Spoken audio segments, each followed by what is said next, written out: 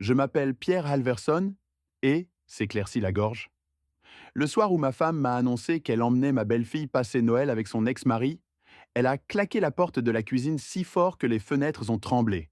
Elle a pointé un doigt au vernis rouge vers moi et a dit, clair comme une cloche d'église: Lily a besoin de son vrai père. Si ça ne te plaît pas, divorce. Je n'ai pas discuté. J'ai essuyé la sueur sur mes mains, ouvert mon vieux portable sur la table de la cuisine. Et j'ai enfin accepté la mutation au Japon que je refusais depuis des années. Une semaine plus tard, elle est revenue en hurlant sur mon perron, tambourinant à la porte comme si elle était encore propriétaire des lieux. À l'époque, elle pensait vraiment qu'elle possédait tout. Ça n'a pas commencé par les cris. Ça a commencé comme un mardi gris ordinaire à Beauvais, dans l'Oise. Le gel sur les routes, les gens recroquevillés dans leurs manteaux, essayant simplement de survivre à une autre journée de travail en décembre. J'avais fait une journée complète à la papeterie, resté tard pour calmer un moteur qui n'arrêtait pas de vrombir, et j'étais passé chez Carrefour pour du lait et un poulet rôti. Quand je suis rentré à la maison, ça sentait la cannelle et le pain. Le petit sapin artificiel dans le coin était déjà allumé. Les lumières colorées clignotaient dans la fenêtre d'entrée. C'était la touche de Lily. Elle avait 10 ans et aimait Noël comme si c'était un travail à plein temps. Elle est arrivée en glissant dans le couloir en chaussettes. Papa Pierre, tu as réparé le toit de la maison de poupée a-t-elle demandé. J'ai soulevé la petite maison de poupée en bois sur laquelle je travaillais, au sous-sol. Marcy l'avait trouvée abîmée dans un vide-grenier.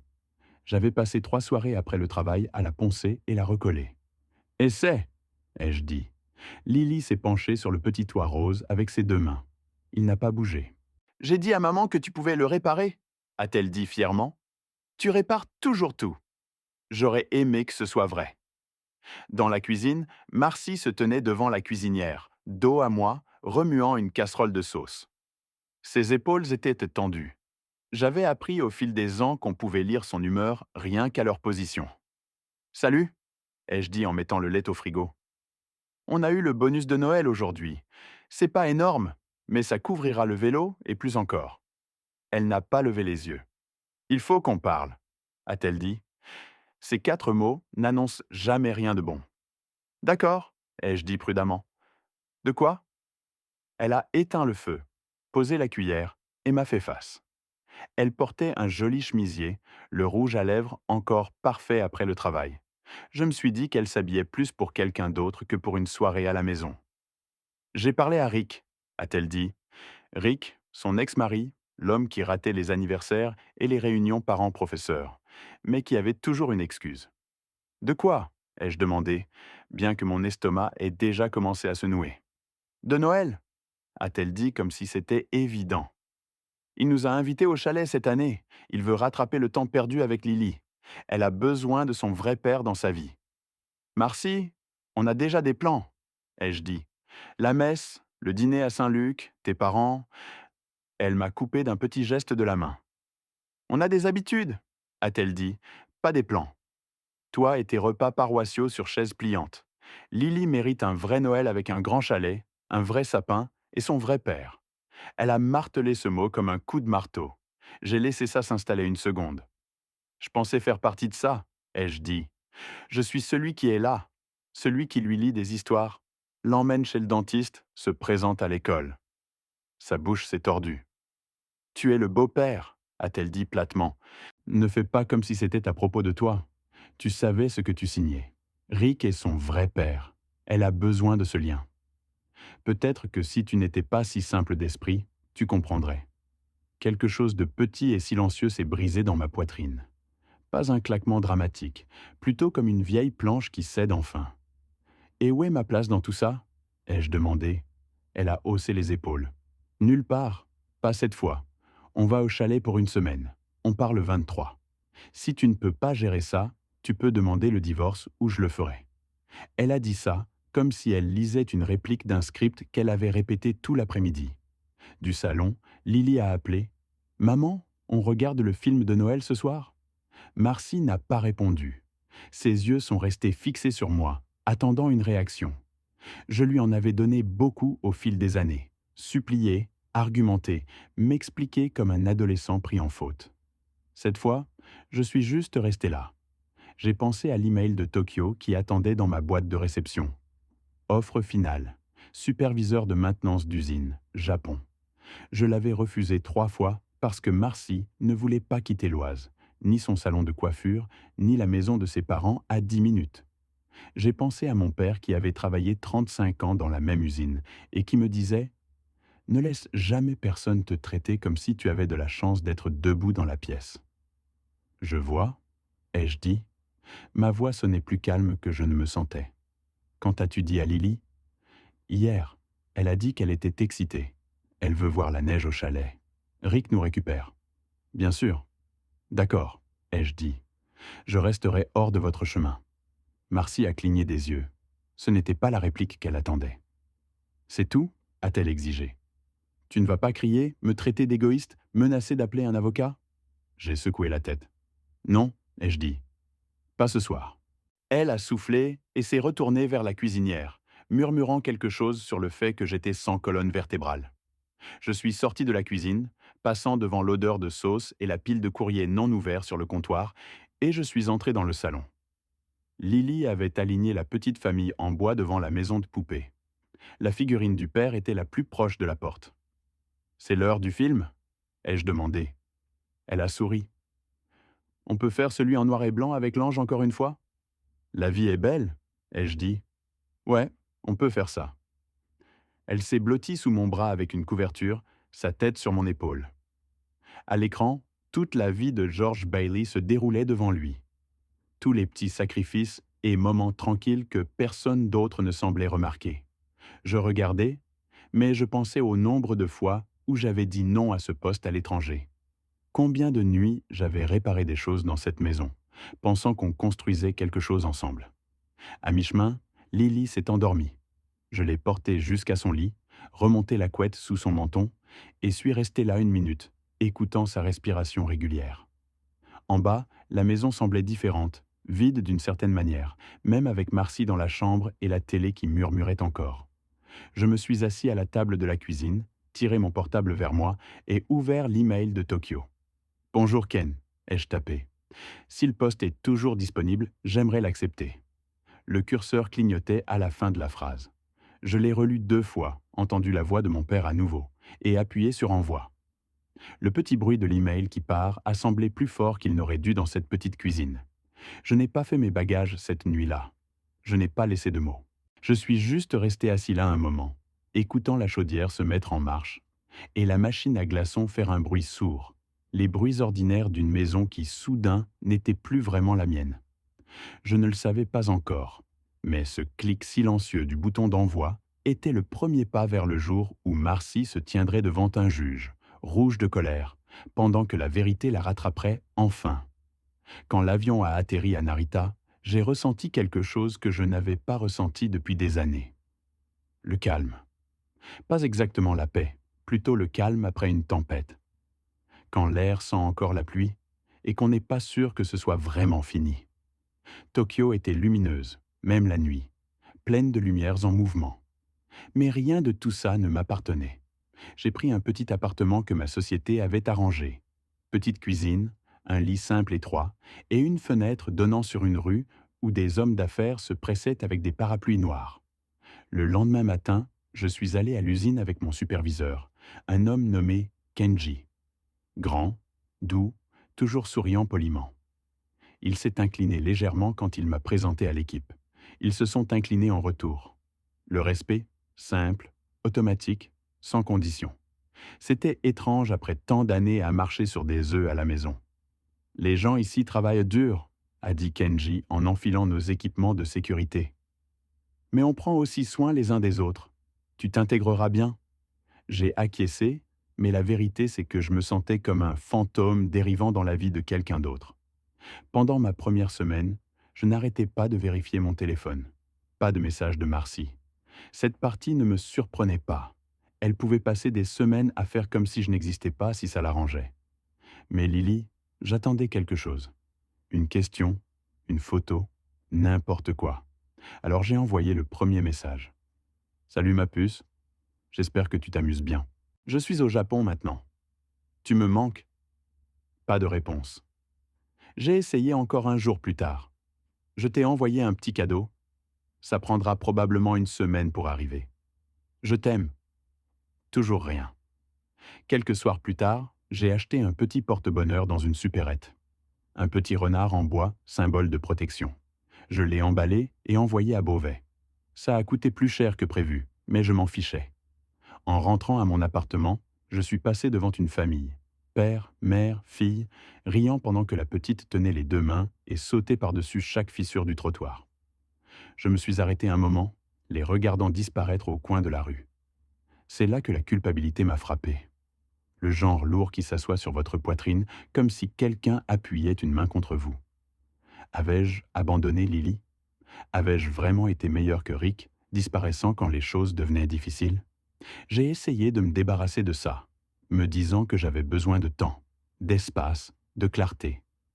Mais la culpabilité a une façon de s'infiltrer comme les courants d'air d'hiver à travers les vieilles fenêtres.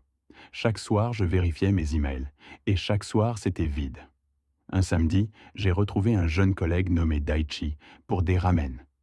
Il m'a remarqué vérifier mon téléphone encore et encore. Tu attends quelqu'un? A-t-il demandé. J'ai hésité.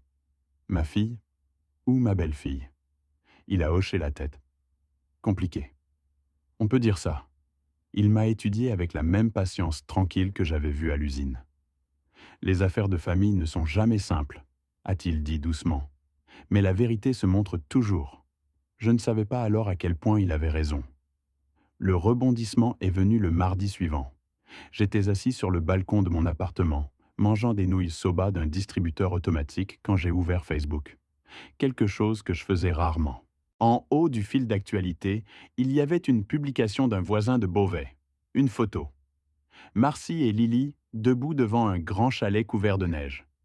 Elle portait un pull rouge que je reconnaissais parce que je le lui avais acheté pour Noël dernier. Et à côté d'elle se trouvait Rick, son ex-mari, portant mon pull de Noël. Le vieux vert avec le sapin brodé que Lily adorait parce qu'elle disait qu'il avait l'air heureux. Ils avaient tous l'air heureux. Une famille parfaite pour la photo. Noël en famille au chalet, disait la légende avec 2 émojis cœurs. J'ai fixé cette photo jusqu'à ce que ma nourriture refroidisse. Quelque chose m'a piqué. Pas seulement la jalousie, pas seulement la trahison. C'était la réalisation qu'elle m'avait regardé dans les yeux. Dit que Lily avait besoin de son vrai père, puis était entrée directement dans la vie qu'elle avait toujours voulu sans moi. J'ai zoomé sur la photo, et c'est là que le deuxième coup m'a frappé. Lily ne souriait pas. Pas un vrai sourire. Pas le sourire aux yeux plissés qu'elle me faisait toujours. Elle avait l'air confuse, un peu perdue, comme une enfant à qui on avait dit de rester immobile pour une photo qu'elle ne voulait pas prendre. Ça m'a fait quelque chose. Briser quelque chose et réparer quelque chose tout à la fois. J'ai fermé Facebook et me suis frotté le visage avec les 2 mains. Je pouvais sentir la vieille culpabilité se transformer en autre chose. De la détermination. Mais le pire était encore à venir. 2 jours plus tard, j'étais dans la salle de pause quand Daichi est entré, en tenant son téléphone. Pierre, a-t-il dit avec hésitation. Ton nom de famille, c'est Alverson? Oui, ai-je dit lentement.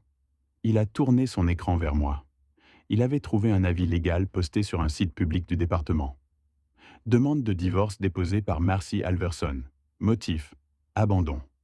Date, 3 jours après mon départ pour le Japon. Ma poitrine s'est vidée. Elle dit que tu es parti sans intention de revenir, a dit Daichi doucement, et que la maison et tous les biens devraient lui revenir. J'ai cligné des yeux face à l'écran. Elle savait que je prenais ce poste, ai-je chuchoté. Elle m'a regardé envoyer l'email. Elle m'a pratiquement poussé dehors. Daichi a hoché la tête lentement. Parfois les gens choisissent les mensonges quand la vérité est gênante.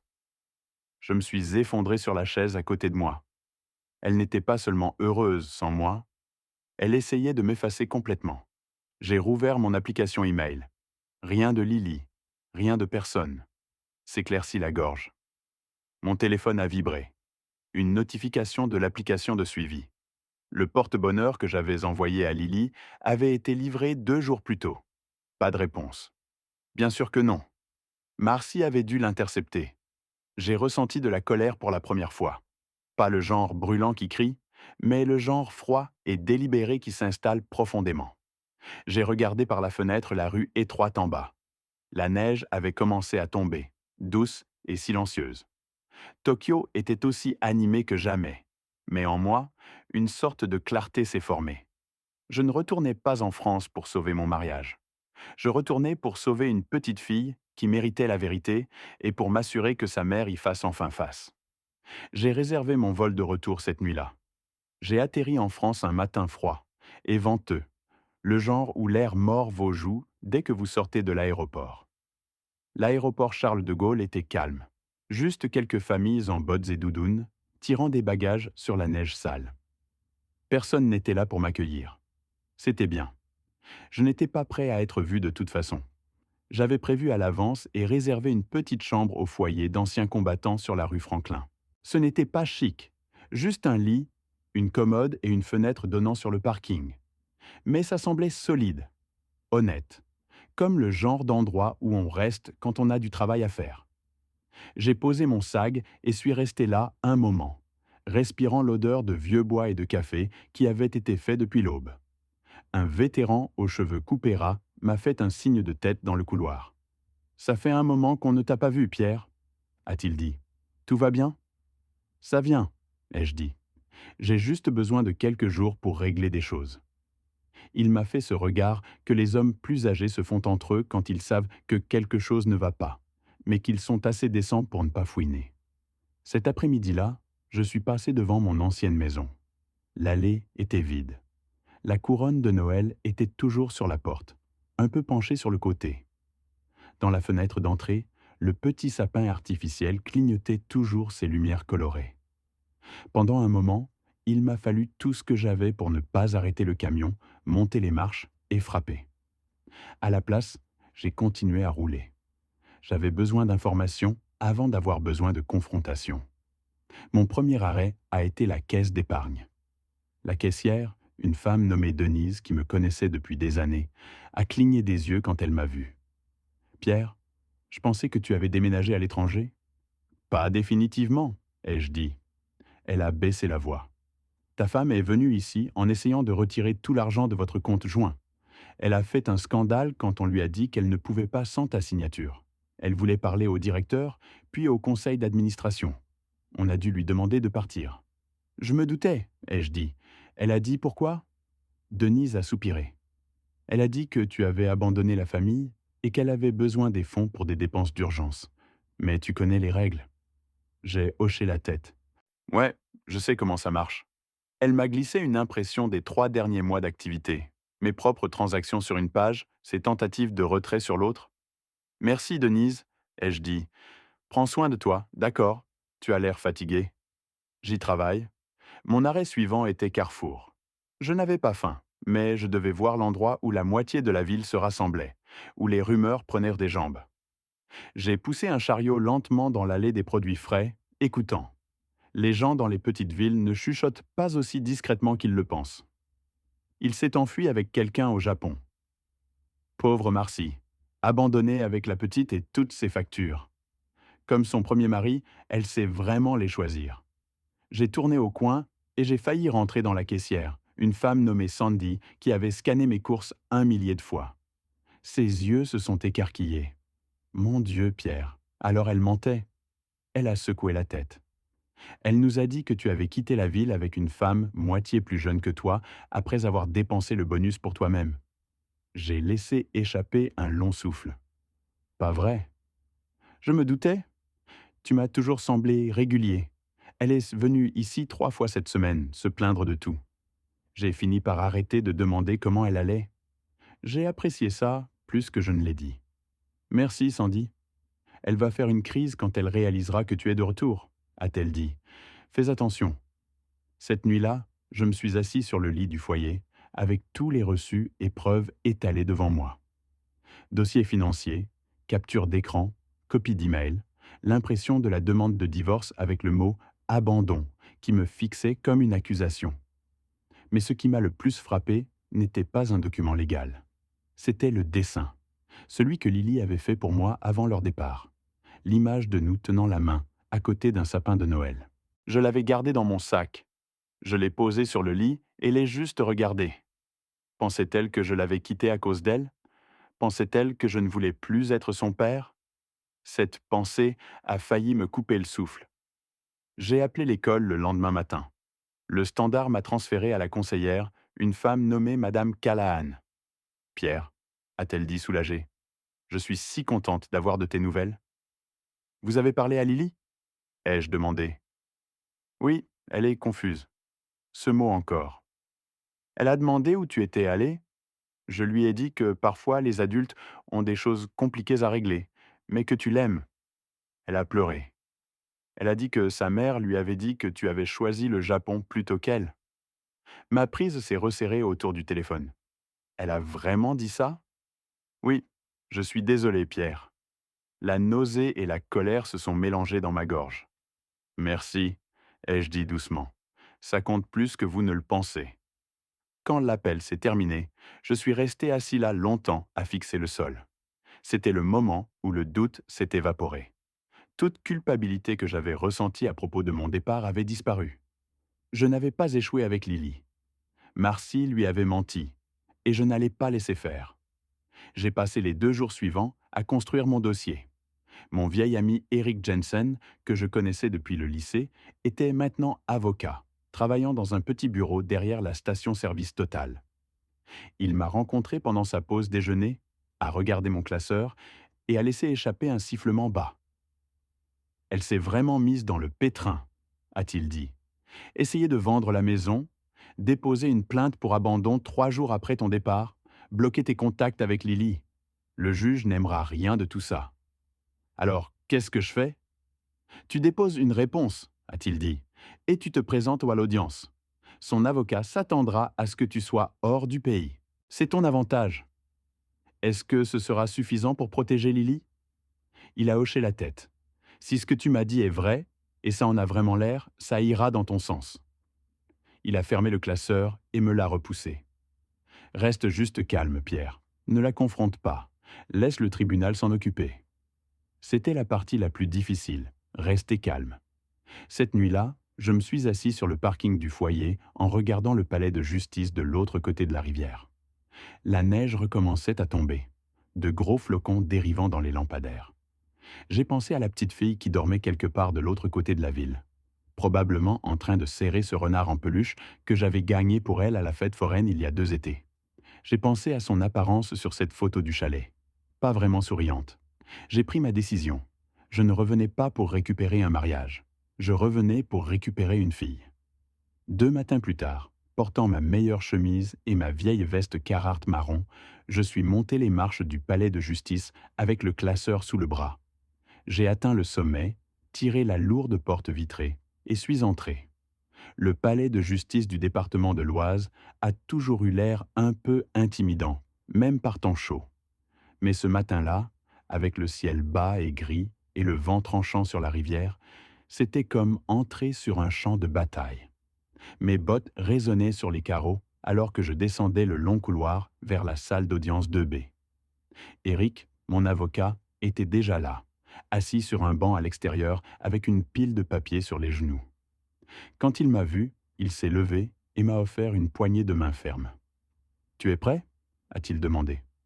Aussi prêt que je le serai jamais. Il a hoché la tête, ajustant sa cravate. « Marcy n'est pas encore là. Elle pense probablement que tu es encore au Japon. Ça jouera en notre faveur. » Nous sommes entrés dans la salle d'audience. Le chauffage était trop fort et les vieux radiateurs sifflèrent dans les coins. Quelques personnes étaient assises sur les bancs. Le mélange habituel de locaux traitant d'amendes de circulation, de litiges de garde d'enfants et de désaccords immobiliers. Les salles d'audience des petites villes ne sont jamais vides. J'ai pris mon siège à la table du défendeur. Le juge n'était pas encore là. Marcy non plus. Pendant un moment, je me suis permis de respirer.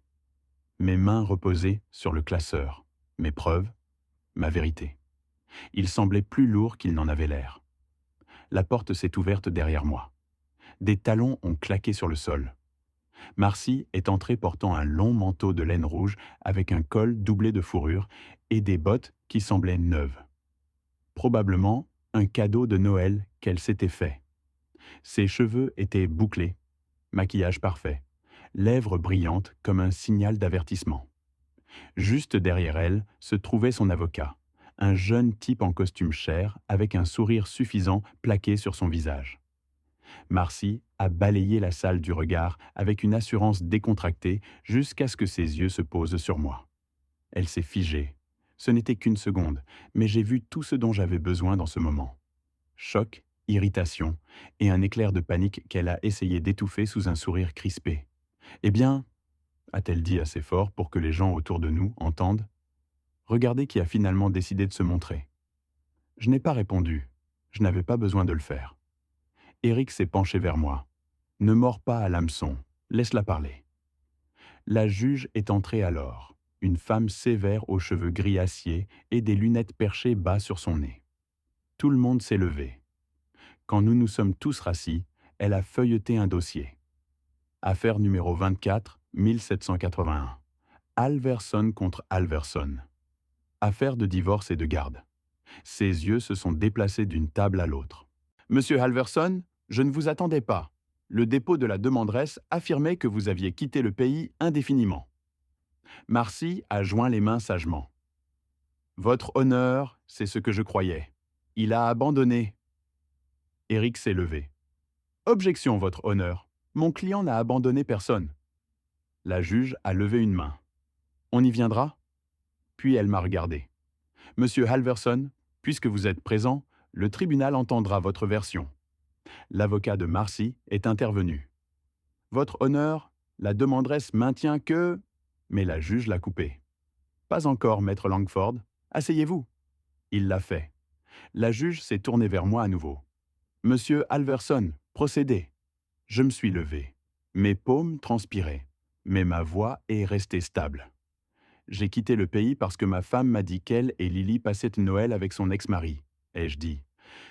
Elle m'a dit que Lily avait besoin de son vrai père, et que si ça ne me plaisait pas, je pouvais demander le divorce. Un murmure s'est répandu dans la salle. J'ai continué. J'ai accepté une mutation au Japon après l'avoir refusée plusieurs fois pour le bien de cette famille. J'ai envoyé des messages et des cadeaux à Lily. Rien ne lui est parvenu. J'ai découvert plus tard qu'ils avaient été bloqués ou interceptés. J'ai ouvert le classeur et glissé une pile d'emails imprimés sur la table. Voici les horodatages et les confirmations de suivi. Et ceux-ci, j'ai ajouté un autre ensemble de papiers, sont les tentatives de la demanderesse de retirer tous les fonds de notre compte joint et de vendre la maison conjugale sans ma signature. Le visage de Marcy a rougi. Ce n'est pas comme ça que ça s'est passé, a-t-elle bégayé. Madame Halverson, a dit la juge sèchement. Vous aurez votre tour. Eric m'a tendu un autre document. Je l'ai passé en avant. Et ceci est le dépôt de divorce, ai-je dit, soumis 3 jours après mon départ, alléguant l'abandon. La juge a étudié les documents avec une moue désapprobatrice. Je me suis reculé. Votre honneur, je n'ai pas abandonné ma famille. J'ai été poussé dehors puis remplacé. Marcy a frappé ses mains sur la table. Oh, s'il vous plaît, il ment. Il est parti avec une femme au Japon. Demandez à n'importe qui. La juge a eu l'air légèrement amusée. Vraiment? Avant que l'avocat de Marcy ne puisse l'arrêter, elle a dit « Oui, demandez aux gens de Carrefour. Ils savent. » C'était l'ouverture qu'Eric attendait. « Drôle que vous disiez ça, » a-t-il dit en se levant. « Votre honneur, nous avons un témoin assis au fond. » Tout le monde s'est retourné alors que Sandy la caissière de Carrefour, s'est levée en serrant son sac à main. La juge a hoché la tête. « Madame, avancez. » Sandy s'est avancée, s'est éclairci la gorge et a dit clairement « Votre honneur, je connais Pierre et Marcy depuis des années. » Marcy a dit à tout le monde que Pierre s'était enfui avec une femme plus jeune et l'avait laissé avec toutes les factures. Mais ça ne m'a jamais semblé juste. Eh bien, le voir ici a prouvé qu'elle ne disait pas la vérité. Un gaz silencieux a balayé les bancs. La mâchoire de Marcy s'est serrée. Elle ne sait rien, a-t-elle craché, mais le mal était fait. La juge s'est adossée, les mains jointes. Madame Halverson, vous avez déposé pour abandon 3 jours après que votre mari soit parti pour une mutation professionnelle documentée. Vous avez tenté de liquider des biens sans l'autorisation appropriée. Vous avez bloqué les communications entre l'enfant et son beau-père, qu'elle considère clairement comme une figure parentale. Comprenez-vous la gravité de tout cela? Marcy a ouvert la bouche, mais rien n'est sorti. La juge a continué. Sur la base des preuves, le tribunal voit un schéma de malhonnêteté et de manipulation. L'avocat de Marcy a essayé de sauver les meubles. Votre honneur, sûrement nous pouvons...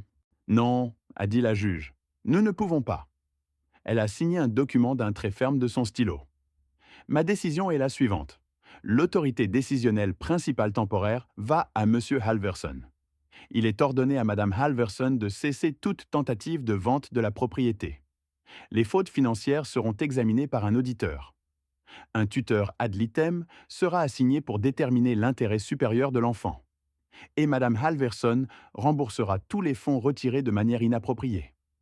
Le visage de Marcy est passé du rose au cramoisi. C'est ridicule, il n'est même pas son vrai père, a-t-elle crié. Les yeux de la juge se sont durcis. Parfois, les vrais pères sont ceux qui restent, Madame Halverson. L'audience est levée. Le marteau a frappé, les chaises ont raclé, les gens ont chuchoté. Renifle. Marcy est sortie en trombe avec son avocat qui la poursuivait. Et puis quelque chose de petit a brisé le bruit. Papa Pierre. Je me suis retourné. Lily se tenait juste à l'intérieur de l'embrasure de la porte avec la conseillère scolaire derrière elle. Ses yeux étaient humides, mais son sourire était le vrai. Elle a couru vers moi et a enroulé ses bras autour de ma taille. « Je savais que tu ne m'avais pas quitté », a-t-elle chuchoté. Je ne pouvais pas parler. Je l'ai juste tenue, une main berçant l'arrière de sa tête pendant que la salle d'audience se vidait autour de nous. Cette étreinte était le moment où tout a changé. Je n'étais pas l'homme qui était parti. J'étais papa. Pendant une semaine après l'audience, la maison était calme d'une manière qu'elle n'avait jamais été. Pas vide, juste paisible. J'avais réemménagé temporairement sous l'ordre du tribunal pendant que la tutrice ad litem, Donna, menait son évaluation. Lily restait une nuit sur deux. Cette fille avait une façon de remplir une maison. Elle fredonnait en se brossant les cheveux, tapotait des doigts en faisant ses devoirs, chuchotait à la vieille maison de poupée que j'avais réparée. La première nuit, elle s'est glissée dans mon lit vers 2 heures du matin et a enroulé un bras autour de ma poitrine. « Toujours là », ai-je chuchoté. Elle a hoché la tête sans lâcher prise. Quand Donna est venue inspecter la maison, elle a posé ses questions. Où Lily garde-t-elle ses projets scolaires? Qui l'aide avec ses devoirs? Depuis quand vous appelle-t-elle papa? Depuis qu'elle a 3 ans. Donna m'a étudié avec des yeux pensifs.